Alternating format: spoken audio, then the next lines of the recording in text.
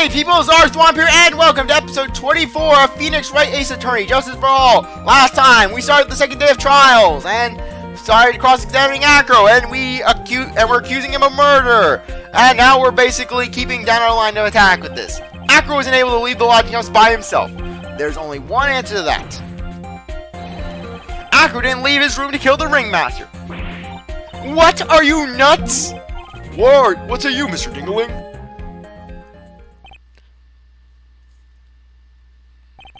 It's an interesting theory. Sorry, I can't believe my judge voice and Acro voice are so similar. I'm sorry, it's just, I can't do, I'm not the man of a million voices. That's it. Considering that what you suppose is impossible, yes, that's it. Mr. Wright. Yes, Your Honor? As the witness has stated, your assertion is impossible. As he is in a wheelchair, there is no way he could go to the scene or be the killer.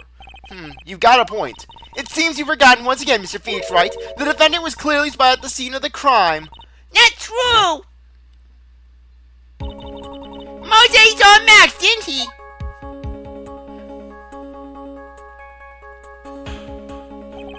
But Maya, it's still impossible for humans to fly. Do you mind if I ask a question, Mr. Wright? What is it? I understand some of your logic. However, how do you think that I killed him? If I can't leave my room, I obviously couldn't wear Max's costume. How did he do it? That's the next course of this legal buffet. Be careful, Nick, if you mess up here! She's right, I can't mess up here. I've got to give this some serious thought. I'm sure that Acro killed the ringmaster, and he killed the ringmaster while he was in his room. No doubt about it. Time to enlighten us as to how Mr. Dingling committed the crime, Mr. Wright. We can't present evidence.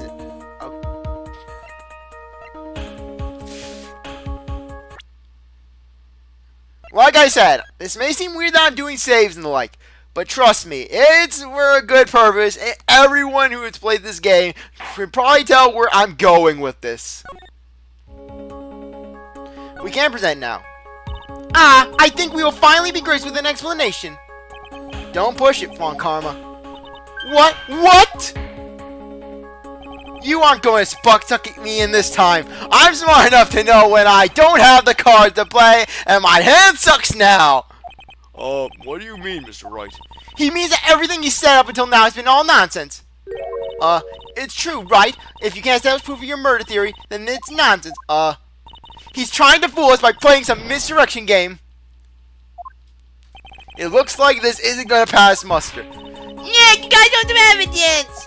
Easier than done. So what will it be, Mr. Wright? Okay, I'm going to basically... Oh, crap! Whoa.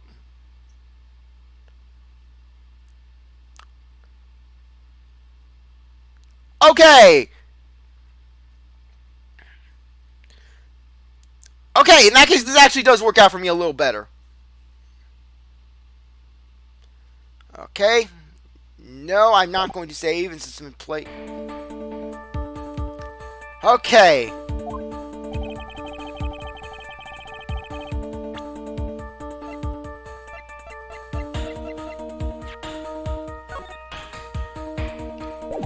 Yes, he used the bust. What's that, a picture?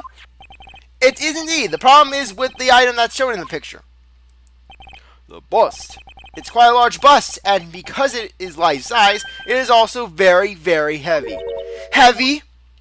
Heavy enough to guarantee a certain death, especially if it was dropped from a third-story window. Ah! See? This is how Acro was able to kill the ringmaster, with the force of gravity and Maximilian Galactic's ample bust. Order! So you're saying the bust fell onto the ringmaster? A rather simple crime. Even if you were stuck in a wheelchair, it would be incredibly easy to commit.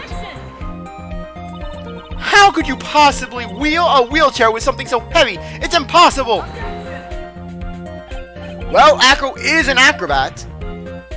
He should have more than enough upper body strength to carry something like the bust. Mr. Dingling, how do you respond to these charges? Well... Acro's at a loss for words! He should be. He knows that I'm getting close to the truth. Well, Acro, you can't run away from things this time. Ow! I'd say if I were you, Mr. Phoenix Wright. What? Your Honor, the physical health of the witness is immaterial to this case. I demand that we get proper testimony from the witness himself. Testimony you say? On Karma. She's just using this testimony as a ruse to stall for time. There is absolutely no need for such testimony. The defense has its version of the murder. The prosecution has the right to respond. The defense's objection is overruled. Why can't he see things my way once in a while? He sees things your way every trial, Phoenix. You win every trial. Mr. Dingling, I'm sorry, but we need to testify about your physical condition. If you have any doubt about your ability to testify, we can request expert testimony. The witness will have no problems. However, let's all be respectful towards him. Thank you. That woman will seek to any low to win a case. Even faking sympathy. Acro's physical state. I suppose I could have lifted something the size of that bust. I have a strong upper body from working as an acrobat, and only my legs were injured. However, lifting the bust and looking out of the window would have been impossible. There's no way I could have exerted that kind of force on my lower body. That makes it impossible for me to have known the location of the ringmaster's head. Thus, it would have been unrealistic for me to drop the bust on him, don't you think? I have no doubt in regard to this witness's testimony.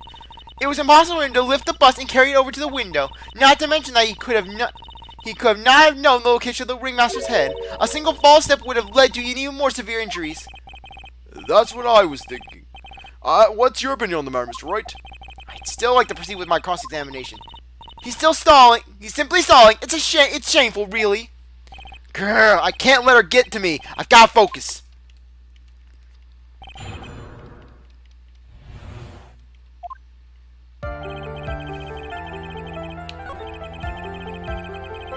Okay.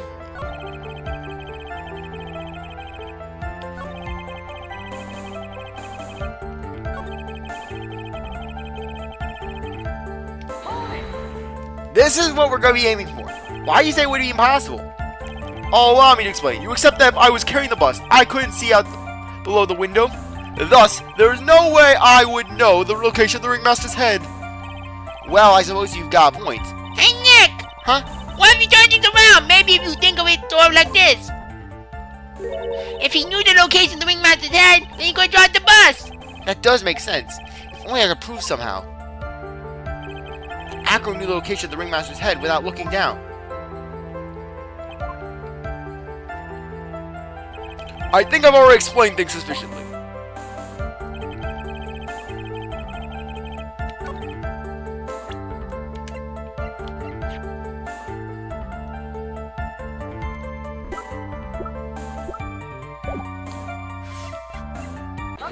Yes, knew it was either the box or the photo. Acro, you don't really need to lean out the window. You didn't really need to lean out the window, did you? And CzarThwomp, stop messing up my lines. What are you driving at, Mr. Wright? And stop messing up my lines as well, CzarThwomp. You're flooding my lines. What am I, some Moogie? Do I look plain to you, CzarThwomp? You already knew ahead of time where the ringmaster's head was going to be. Quite precisely, I may add. Your silly hinting at things is pointless, Mr. Phoenix Wright. Enough stalling. How about you show us some evidence? But I did such a good job hinting. Yes. Hurry up and explain things, Mr. Wright. Maybe you should take a look at this. I think you either show the picture or that or the box. I'm not sure. The key point here is the wooden box. The same wooden box that the victim was found hunched over. The same box the victim was hunched over? The same. The question is, who placed the wooden box here? Who? When Ben and company saw the ringmaster, they didn't see him holding the box, which means that this wooden box was already placed at the scene of the crime. I have to admit that your theory makes a lot of sense. The moment that the bust came falling down was exactly the moment when the ringmaster lifted up the wooden box. Which means that the answer to all your questions is now crystal clear. You mean... If the bust were to fall upon the point marked out by the wooden box, there would be no way that it could have missed the head of the victim. Really? Order! This is unbelievable! Finally, some of these loose ends are starting to tie themselves up. Now I just gotta keep going, and there's only one way to go from here. Forward! So the next question I have is who placed that wooden box at the scene? It was Mr. Dingling, of course. He connected to a rope, and then all you had to do was lower it down. Ow! Allow me to whip some sense into you. Mr. Phoenix Wright! Ow, ow, ow! The ringmaster's head could have been anywhere when he lifted the box. That's why the box was so specially made. Specially made? Indeed, it had the most peculiar feature. The weight of the box. The box has a remarkable weight. Weight? According to the court record, it was 20 pounds. Just to lift up this wooden box would require... Oh, I see. One would have to squat down, then lift up with their body, wouldn't you say? That's exactly what I was trying to point out. The box is also very large. The box also has carrying handles on either side, doesn't it? That's correct. To lift up the box, you would have to squat down. Which means that no matter who you are, your head would be in approximately the same place. Fool!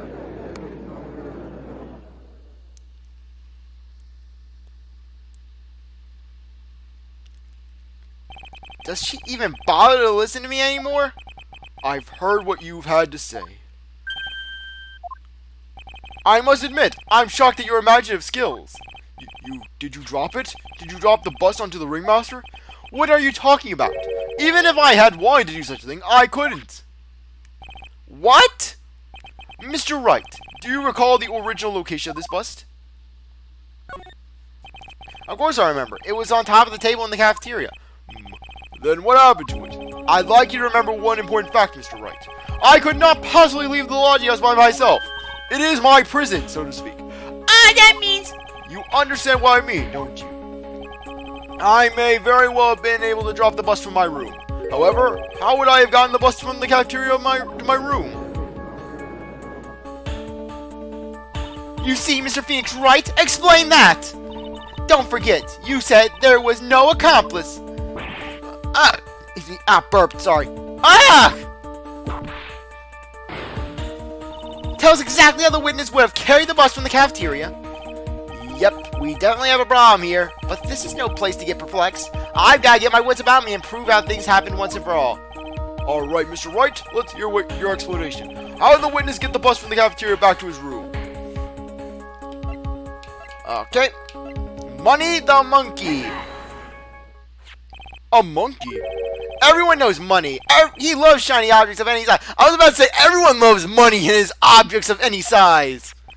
For instance, he stole the ventriloquist's ring. So, are you saying the witness had a monkey steal the bust? Of course he didn't order the monkey to steal it. The monkey stole it on his own, and then brought it back home. Home? Money lives in Acro's room. Acro's room? The judge is so angry about this. Look at this. It's like, this is the greatest groundbreaking discovery he's ever seen. But the bus was bronze, wasn't it? Bronze isn't all that shiny. Maybe you should put the whip down sometimes and read the court record. Ooh, snap, snap, Phoenix.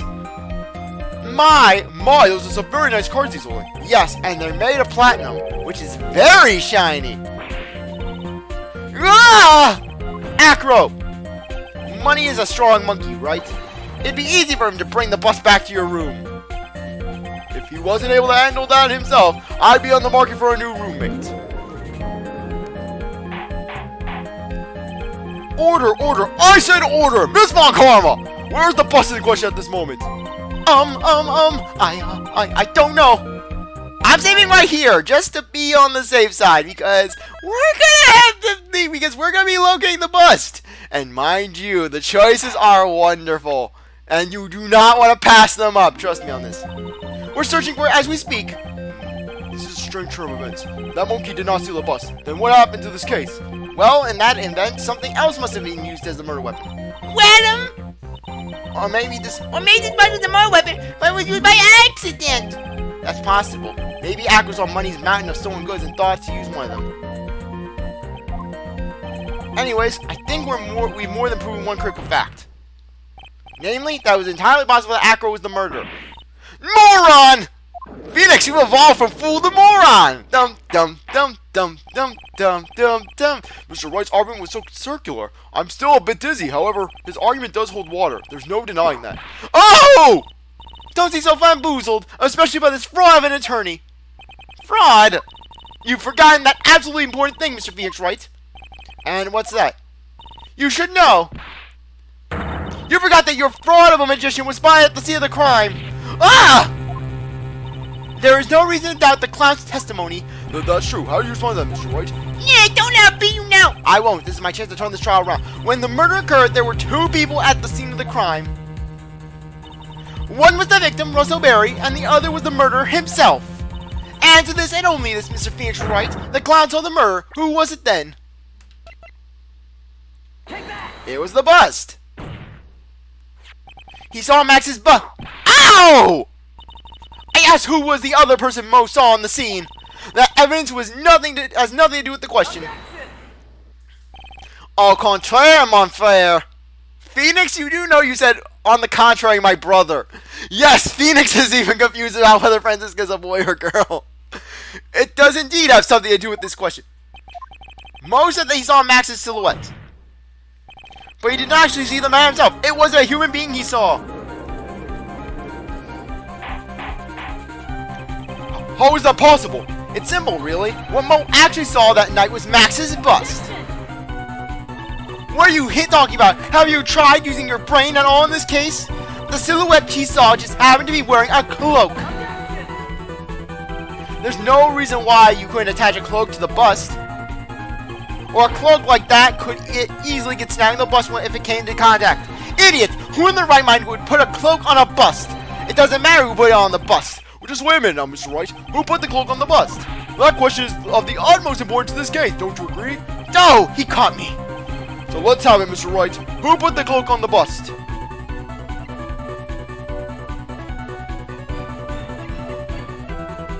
Oh, great. Because what happened is this. I'm going to explain it now so you don't think I'm incompetent at this case.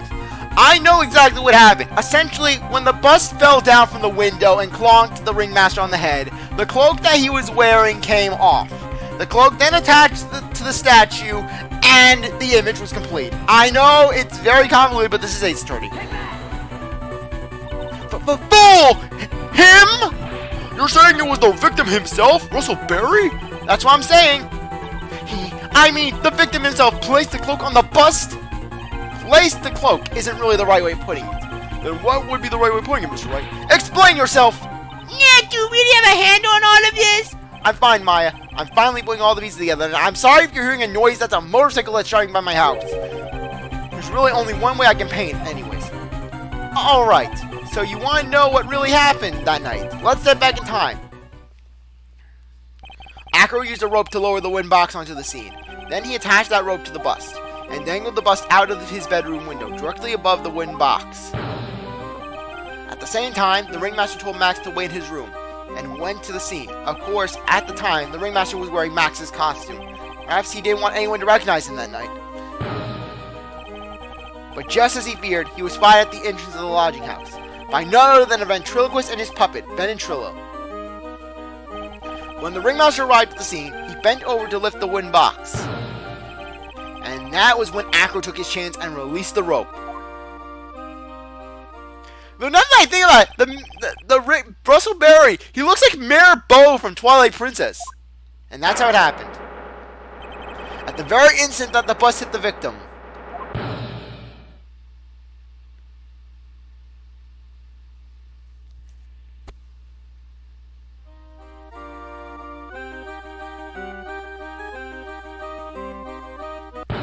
You just wait a second there, Mr. Phoenix Wright. As much as you try, as much as you scheme, this just isn't true. It can't be. It's still a little early to be getting so upset, Miss Von Karma. This circus isn't over yet. Eh?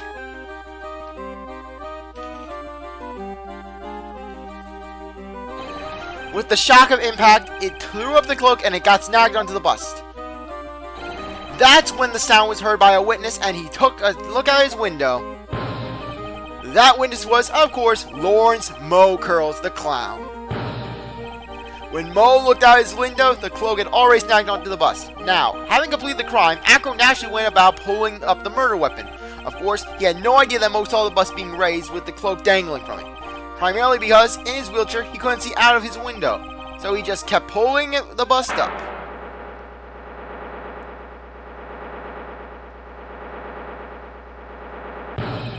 And that is how the magical murderer disappeared into the sky came to be. Now you know how the murder actually took place. And now you know who was able to draw the murder weapon from above the scene. Acro, it could only have been you!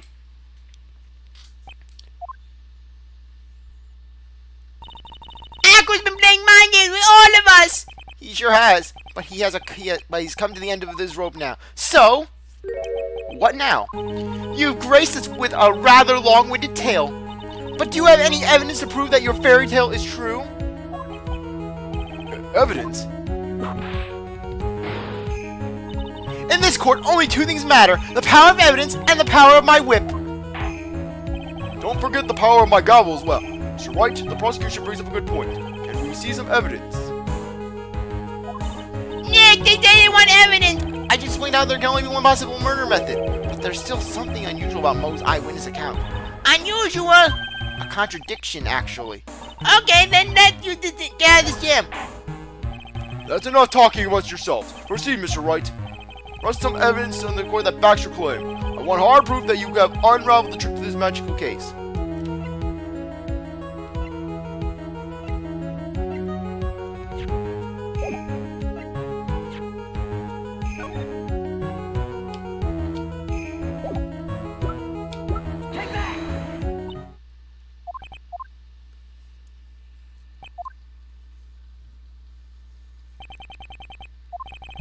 Try again. If they would have been silent for 2 more seconds, I would have screamed. Nick, they say want evidence!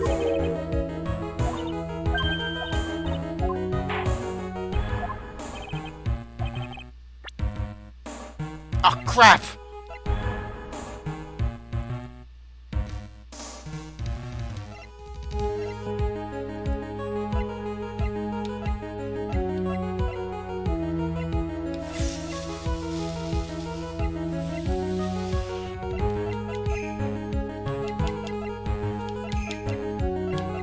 Great.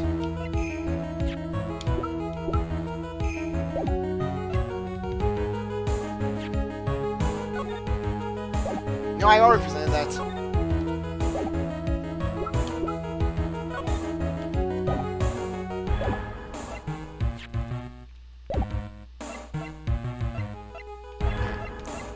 Contradictory of Moe's. This is one thing that's actually causing me to blank out. What is it? What is it? What is it? Like I said, the biggest issue with this game is just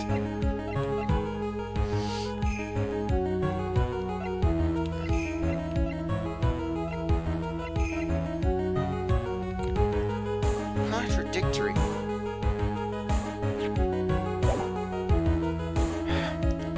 I need to think. I need to think. Is it? What is it? What is it? What is it? Not Leon the Lion. Okay. What is it? What is it? What is it? No, not the bottle. Not the Ringmaster's papers. Really? I swear!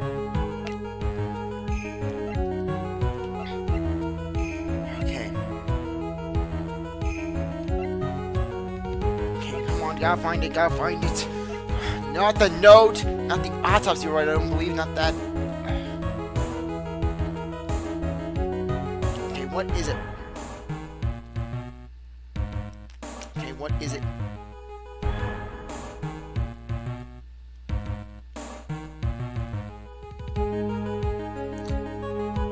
Okay.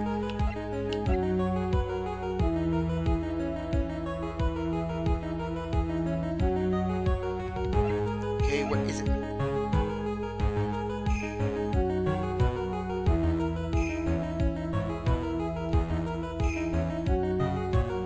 Okay, gotta find it, gotta find it. What is it? Is it the pepper? I'm not even sure. The scarf is not here. Oh, come on. What is it? What is it? What is wrong with me? I know it's not Leon the Lion. It'll come to me. It'll come to me. I'm not cutting. You know I am. Okay.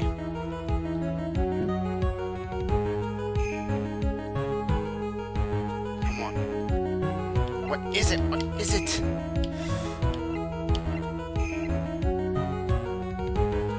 Okay, what is it? What is it?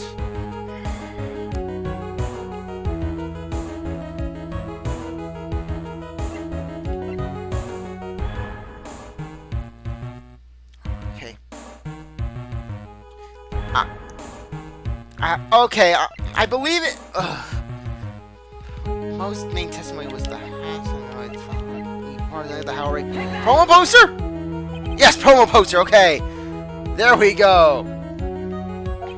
You know, the silk hat, the cloak, and the white roses? Those symbols were a problem numerous times during yesterday's proceedings. Yesterday, there were two contradictions in most testimony. The silk hat was one, and the white roses were the other, but the theory I just presented explains all these contradictions. You fool! Do you ever shut up? Max's silk hat was found at the scene of the crime. However, remember what Mo said yesterday. He testified that the criminal he saw fleeing the scene was wearing a silk hat. There's only one explanation for that. The silk hat that Mo saw was actually the bust.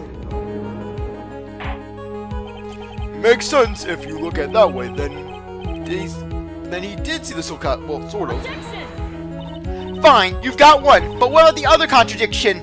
We'll present that next episode. Anyways, I really appreciate that you stick around to watch this episode. You're a great viewer. If you come back for the next one, if you like the video, like, subscribe, comment, share, do whatever you want. Without, see you later. Bye.